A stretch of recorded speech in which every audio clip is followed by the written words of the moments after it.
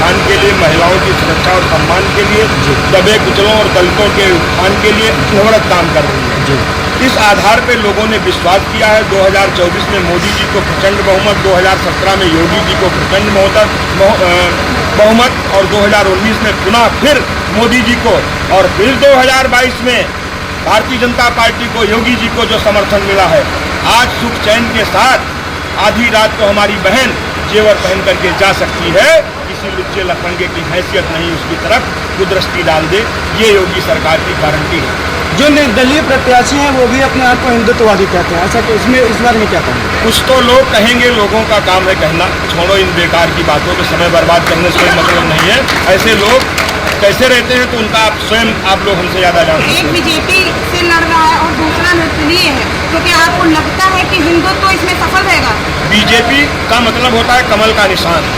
BJP वो है जो जनसंघ के रूप में, अभी हमने बोला भी है, नानाजी देशमुख जी ने, पंडित दीनदयाल उपाध्याय जी ने, डॉक्टर श्यामा प्रसाद मुखर्जी जी ने, जिन्होंने अपनी प्राण की आहुति दी थी। एक देश में दो निशान, दो विधान, दो प्रधान नहीं रहेंगे।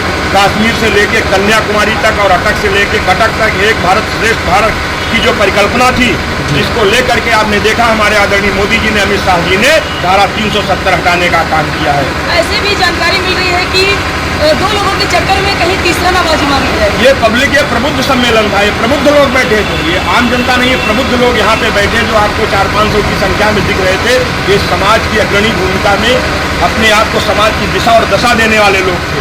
ऐसा कुछ नहीं होने वाला, आने दीजिए। 4 तारीख से आने से पहले 3 तारीख तक निर्दलीय लोग समझ जाएंगे, कहीं नहीं रहेंगे। और अमरीश गुप्ता चुनाव जीत करके कमल चुनाव जीतेगा, यहाँ से कमल खिलेगा। मैम, महमूदाबाद वासियों के लिए क्या संदेश देना चाहेंगे? अहमदाबाद वासियों को यही संदेश देना चाहते हैं कि इस कड़ी को टूटने न दे, विकास कार्य होने चाहिए। हम सभी लोग विकास कार्य कर रहे हैं, विधायक जी ने मेरे बता दिया है, और इस कड़ी को आगे बढ़ाएं। हम सब लोग मिलकर विकास कार्य करेंगे, जो जनता चाहती है वैसे ही काम। 3 दिन बचे हैं, क्या संदेश देना चाहेंगे यहाँ के लोगों को? सभी लोग एकजुट होकर कमल खिलाएं। निश्चित रूप से जीत आपकी है, इसमें कहीं कोई संशय नहीं है। और कुछ बताना चाहेंगे, शेयर करना चाहेंगे? हम सभी लोग, जितने भी लोग हैं, वो सभी लोग मेहनत के साथ लगे हुए हैं और मेहनत करते रहेंगे। जब तक कमल नहीं खिला लेंगे तब तक रुकने वाले लोगों में से नहीं है। आपको आपकी जनता पर कितना विश्वास है? हमें पूरा विश्वास है, जनता हमारे साथ है।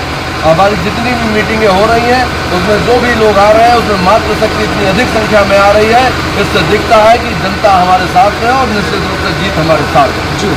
लोग तो ये कह रहे थे कि सपा आ रही, योगी जी नहीं आने वाले हैं। सपा की हवा निकल गई, नहीं निकल गई बताइए।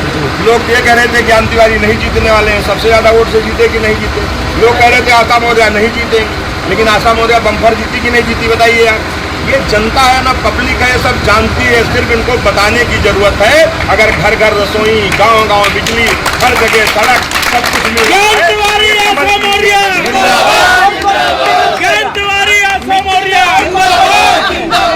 जो कुकृत करेगा वो मिट्टी में मिलेगा, जो गलत काम करेगा, जो गंदा काम करेगा, जो समाज का विरोधी होगा, जो राष्ट्र का विरोधी होगी, राष्ट्रवाद की जले मसाल, भागे गुंडे चोर। सबसे पहले तो ये बताइए, आप एक मुस्लिम हैं और उसके बावजूद भी आप यहाँ पर आए हैं, क्या संदेश देना चाहेंगे, क्या कुछ बताएंगे? साथियों नमस्कार।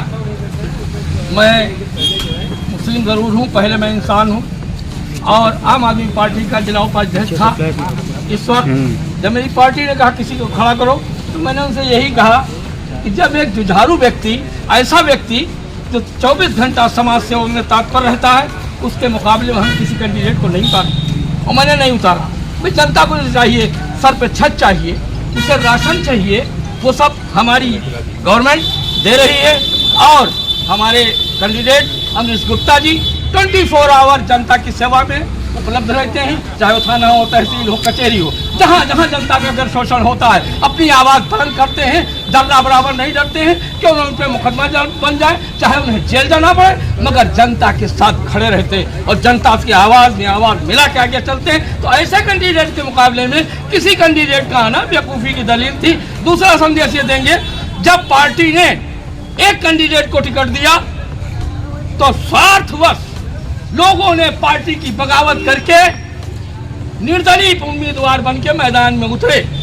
मैं कहता हूं जो पार्टी के न हुए, शासन सत्ताधारी पार्टी, उसके न हुए तो गरीब जनता के क्या होंगे? क्या उनमें दम है कि थाना तहसील कचहरी संभाल सके? क्या उनमें दम है? जहां अमरीश गुप्ता भिड़ जाते हैं भिड़ जाएंगे, नहीं कोई उनमें दम है। तो हम इसीलिए मैं इनके सपोर्ट में हूँ, पूरी ताकत के साथ सपोर्ट करूंगा। क्यों? ये ऐसा व्यक्ति है जो अपने लिए नहीं, तो 50 बीघे जमीन है, घर है, बाहर, क्या जरूरत है धूल छाकने गांव गांव, मगर जनता से लगाव है, हमदर्दी है कि जनता को कोई कष्ट न होने पाए। 24 घंटा अपने को सेवा में रखता है, इसलिए हम लोग उसके समर्थक है। और हमारे मोदी जी का ये भी कहना है सबका विकास, सबका तरक्की हो एक साथ में, तो जाहिर सी बात देखने को मिलता है। कॉलोनियां दी गई, कोई भेदभाव नहीं किया गया, मुसलमानों को ज़्यादा कॉलोनियां मिली, हिंदुओं को मिली, राशन दिया जाता है, सबको बराबर दिया जाता है। तो एक जातिवाद का नारा जो लोग देते हैं वो सिर्फ इसलिए देते हैं अपने निजी स्वार्थ कि किसी सूरत से मुझे फलां बिरादरी को वोट में मिल जाए, मैं निकल जाऊं। वाहिद एक बीजेपी पार्टी जो सबको एक साथ लेके चलती है, और उसमें जो उसने चुना, सिलेक्शन किया, तो ऐसे व्यक्ति का अगर कोई और व्यक्ति होता तो मैं खुद विरोध करता कि ऐसे आदमी टिकट न दो, जनता की सेवा न कर सके। 24 घंटे जो व्यक्ति जनता की सेवा करता है, इसलिए हम लोग उसके साथ हैं। और उम्मीद है अगर ये व्यक्ति जीता तो महमूदाबाद में खुशहाली आएगी, तरक्की होगी, कामयाबी होगी। जय हिंद।